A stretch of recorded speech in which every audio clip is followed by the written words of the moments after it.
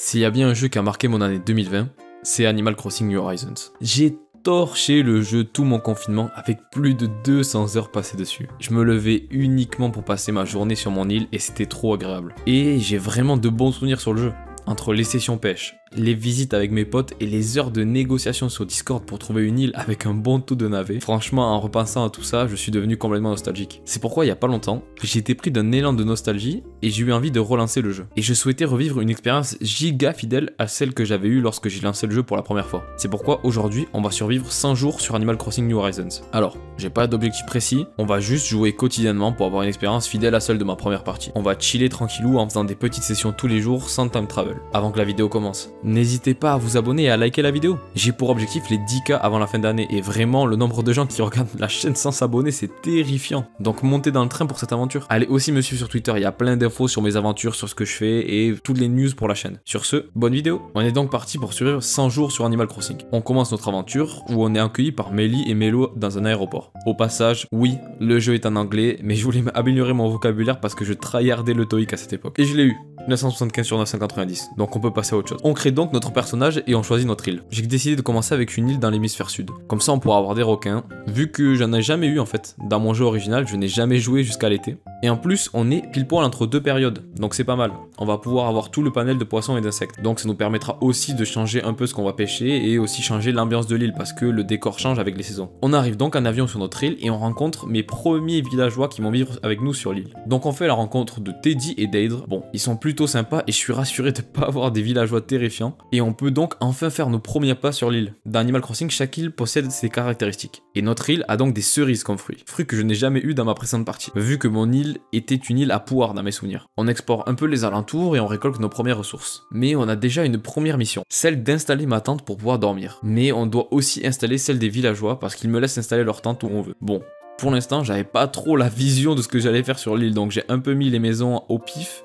Et je me suis dit que je verrai plus tard. De toute façon, on peut les bouger au final. Du coup, après avoir placé toutes les tentes, je décide de continuer à récolter un peu tout ce que je trouve sur l'île. Et franchement, l'ambiance du jeu est folle. Avec la petite musique d'ambiance, vraiment, je me régale et je passe trop un bon moment sur le jeu. Après avoir fini ma petite exploration, je retrouve Tom Nook et toute la clique pour une petite cérémonie, où on doit choisir le nom de l'île. J'étais pas trop inspiré, du coup on va appeler notre île Ténérife. C'est la seule île que j'ai visitée et en vrai j'en garde des assez bons souvenirs. Du coup on va faire avec ça pour l'instant. Après avoir fait la fête avec tout le monde et discuté avec eux, on retourne dans notre tente pour déballer tous nos objets et on décide de dormir dans notre lit. Et on rêve de Kéké, la star de musique, et je me souvenais vraiment pas de ce passage. Mais bon, il nous dit pas grand chose d'important. Il nous dit juste de profiter de notre voyage et qu'il serait temps de se réveiller. Et en fait, on se réveille le lendemain, durant la nuit, parce qu'en fait, j'étais en train de jouer la nuit. Du coup, là, ça s'est recalibré sur mes horaires. Tom Nook nous attend et nous donne notre Nook Phone, qui permet de faire pas mal de trucs qu'on va découvrir au fil de l'aventure. Mais ce bon vieux Tom nous abonne au programme des Nook Miles, qui sont en gros des succès qu'on obtient en jouant. Et avec ces succès, on obtient des points qu'on pourra utiliser pour acheter des objets. Mais bon, on peut désormais commencer les choses sérieuses. On retourne donc dans la tente de Tom Nook qui nous permet de crafter des objets. On crafte donc notre première canne à pêche, et je sais pas vous, mais c'est vraiment l'activité que je kiffe le plus sur Animal Crossing. En vrai c'est tout con, mais je trouve ça trop satisfaisant de pêcher. Et je me souviens sur Wild Worlds et New Leaf comment j'étais trop heureux d'attraper des poissons rares avec mon frère, on passait des après-midi à faire ça. Mais en prime,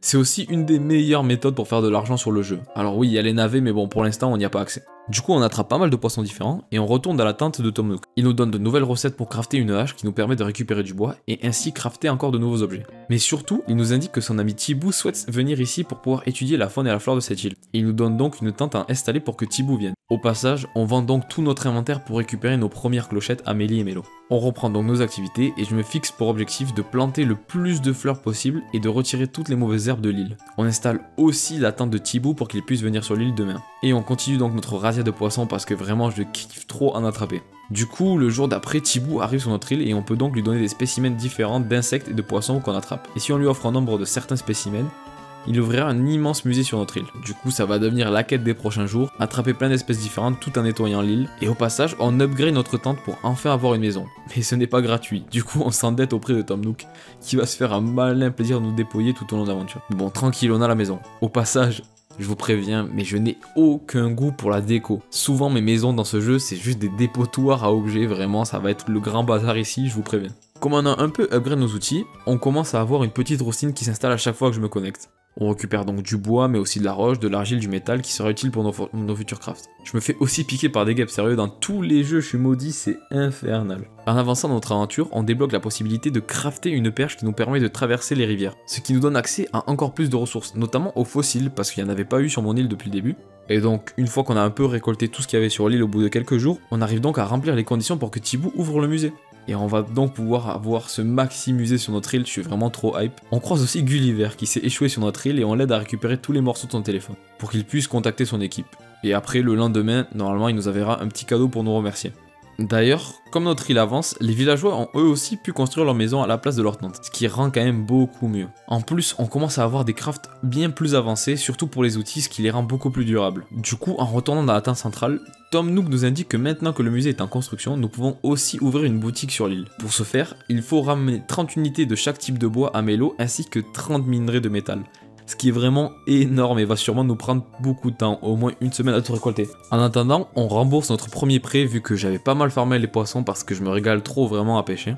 Surtout que c'est la meilleure période parce qu'il y a pas mal de saumons qui coûtent cher dans les rivières et il y a aussi des requins dans les océans qui sont beaucoup plus rares parce que j'en ai pas croisé énormément. Et on arrive donc à ouvrir le musée. Et ça va nous donner pas mal de travail pour le compléter, je sais pas si on aura le temps de tout faire. Donc on perd pas de temps et on retourne essayer de trouver de nouvelles espèces. Ce qui en réalité nous crame pas mal de jours, parce que je me connecte juste pour récupérer des ressources pour la boutique, puis je pêche pour faire quelques clochettes et compléter le musée. En vrai, je me suis installé une petite routine en rentrant du travail pour pouvoir jouer. Sachant que souvent, en semaine, mes sessions elles étaient pas très longues vu que je vais pas énormément avoir de temps pour jouer. Et on arrive enfin à voir les 30 minerais, ce qui nous permet donc de pouvoir construire la boutique. Je décide de la mettre vers le musée pour pouvoir faire une sorte de centre-ville. Et je décide donc de suivre une sorte de mini-plan pour les bâtiments, afin de faire un petit village sympa.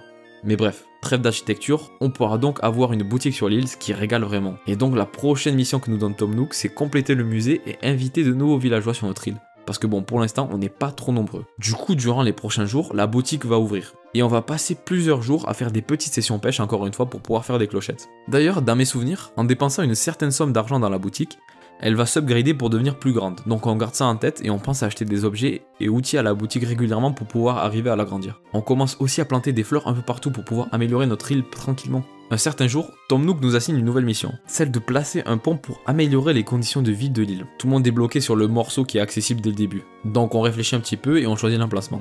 On retourne le voir et il nous donne aussi 3 emplacements de maisons pour pouvoir accueillir de nouveaux villageois. En fait, avoir un pont était la condition pour pouvoir accueillir ces nouveaux villageois. Donc là, je commence un peu à réfléchir sur l'architecture de la ville, pour la rendre agréable et praticable. Mais une fois les emplacements choisis, il faut qu'on amène des fournitures d'intérieur et d'extérieur pour accueillir les nouveaux villageois. Et en vrai, ça demande pas mal de ressources, surtout du métal, qui est toujours la ressource qui est super rare en début de partie, donc ça va quand même nous prendre plusieurs jours à compléter.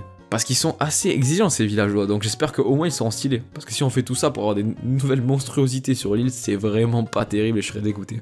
Du coup là, on passe en mode giga farming pour les prochains jours, vraiment. J'extermine toute la faune et la flore de l'île tout en continuant de nettoyer le fond de l'île en complet. En plus de ça, on fracasse les arbres et les rochers tous les jours pour pouvoir avoir le max de ressources. Et pour la pêche, heureusement encore une fois que les saumons ils sont là parce qu'ils carrient de fou, ils rapportent beaucoup trop d'argent quand on les vend, c'est vraiment un bonheur et ils sont beaucoup moins rares que les requins. D'ailleurs, un jour on réussit à compléter la première maison et le premier villageois arrive. Et comment dire, vraiment la Tekken terrifiante, il est affreux, je suis abattu. Durant une journée, on va aussi attraper le marchand de tapis qui se promène sur notre île et il va nous vendre le sol brumeux, qui est giga rare. Franchement, je me souviens à l'époque que tout le monde le voulait. Ce qui est vraiment bénef, même si notre maison, elle ressemble pas à grand chose pour l'instant.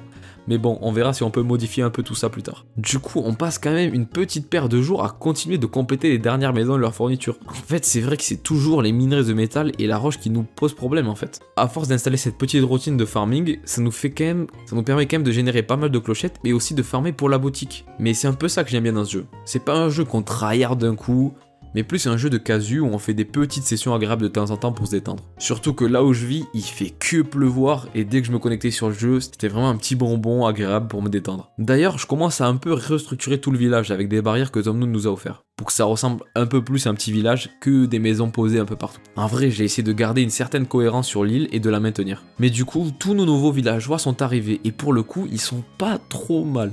Il y a déjà Tutu, un second ours qui fera un peu la paire avec Teddy, et franchement elle est un peu stylée, ça va, je suis pas trop dégoûté. Et le second, c'est Gladys. Une grue qui est vraiment stylée pour le coup et surtout que sa maison est vraiment pas mal. Du coup, pour le coup, on est plutôt chanceux sur cette pioche et on espère que ça va continuer pour le reste de l'aventure. Donc on va continuer le grand ménage de l'île, il y a bientôt plus du tout de mauvaises herbes partout et en vrai il commence à faire bon vivre à Tenerife. Surtout que mon plan de village commence à prendre forme et on voit un peu la structure qui commence à arriver. J'essaie de rajouter un max de fleurs un peu partout parce que c'est comme ça qu'on améliore l'image de notre île pour augmenter les étoiles. Car oui, si notre île arrive à 5 étoiles, on va pouvoir faire venir Kéké dessus pour jouer à ce concert, qui est un peu l'objectif final du jeu, même si le jeu en a pas vraiment. J'en profite aussi pour faire une sorte de petite cérémonie d'ouverture du musée, vu que tous mes villageois sont arrivés sur l'île. Et franchement, on commence à avoir une petite communauté, c'est vraiment sympa. Bon là, ça faisait un petit moment que je m'étais pas connecté sur mon île. Du coup, il s'est passé pas mal de trucs. Déjà, il y avait plein de cafards chez moi, c'était terrifiant. Mais on a pu se refaire une beauté en changeant notre style juste après parce qu'il y a eu plein de colis qui sont arrivés. Et aussi, notre maison a été agrandie. Mais bon, c'est toujours le bazar et il y a toujours un peu de tout partout.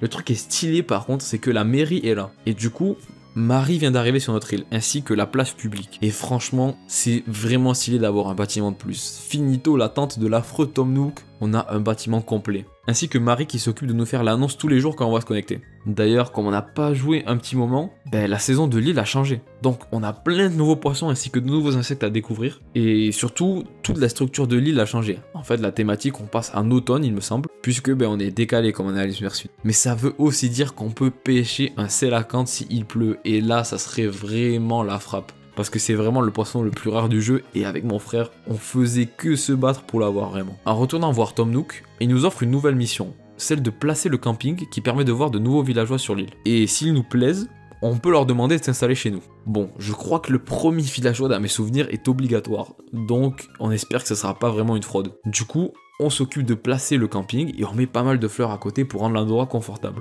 Pour couper un peu de la monotonie de nos activités, je décide d'acheter un ticket Nook Miles pour voyager sur une autre île où on peut potentiellement croiser de nouveaux fruits, de nouveaux espèces et surtout de nouveaux villageois qu'on peut inviter dans notre village. Mais même si les îles sont pas terribles, on peut quand même récupérer des ressources qu'on n'a pas au cas où. Donc on prend l'avion de Dodo Airlines pour se rendre là-bas et c'est en flop, il n'y a pas grand chose qu'on n'a pas si ce n'est les cocotiers. Donc on les récupère pour planter sur nos plages, ce qui va pouvoir les meubler un petit peu.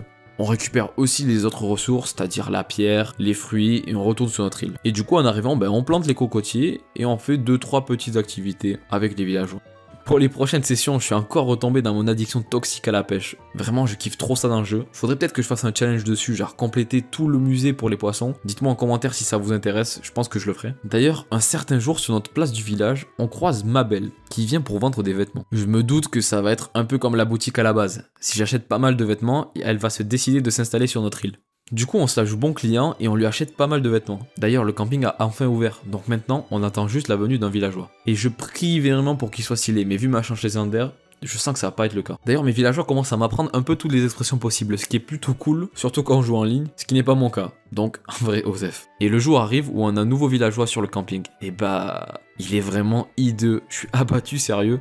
Je crois que même dans les sondages de popularité au Japon, il est dans les derniers. C'est quoi cette dégaine? Surtout qu'en plus, je me rends compte que je vais devoir obligatoirement le faire s'installer dans mon village. Et je suis vraiment trop abattu. Mais bon, tout ceci est compensé par le fait que le lendemain, la boutique va enfin s'upgrader parce qu'on a assez dépensé à l'intérieur. Et donc, en attendant la construction, on voit qu'à son ouverture, elle vend bien plus d'objets rares, mais surtout, elle vend des outils améliorés. Ce qui aide grandement parce que c'est vraiment ça qui est bénéf. On n'a plus besoin de farmer pour créer nos outils. On peut directement les acheter. Et en plus, certaines cannes à pêche et outils sont vraiment customisés et trop stylés. Aussi, on débloque juste après la boutique de vêtements car Mabel et sa sœur veulent s'installer sur notre île pour ouvrir leur boutique. Du coup, là, je passe un peu par la phase finale de mon plan de construction du village. Je commence à déplacer certaines maisons pour les remettre au bon endroit pour qu'on ait une structure et que ça ressemble vraiment à un village. Bon, bien évidemment, ce bon vieux Tom Nook nous taxe de quelques clochettes à chaque fois qu'on veut bouger les maisons, mais bon, on fait avec. Bon, en vrai, dit comme ça a l'air rapide, mais ça prend quand même pas mal de jours parce que tous les mouvements qu'on fait sont pas instantanés. Surtout qu'on arrive bientôt à la limite des 100 jours que je m'étais fixé. Parce que mine de rien, à chaque fois, tout ça se déroule sur plusieurs jours et mes sessions sont pas très longues. Mais bon, la beauté du jeu, c'est qu'il faut prendre son temps et que rien n'est instantané. Bon, je me la joue philosophe, mais franchement, j'ai vraiment apprécié toutes les petites sessions. Souvent, je me retrouve juste à jouer 30-40 minutes en rentrant du travail pour pêcher 2-3 poissons et améliorer petit à petit l'île. Mais du coup, on continue l'agencement de notre village et on place aussi un nouvel emplacement de maison qui va être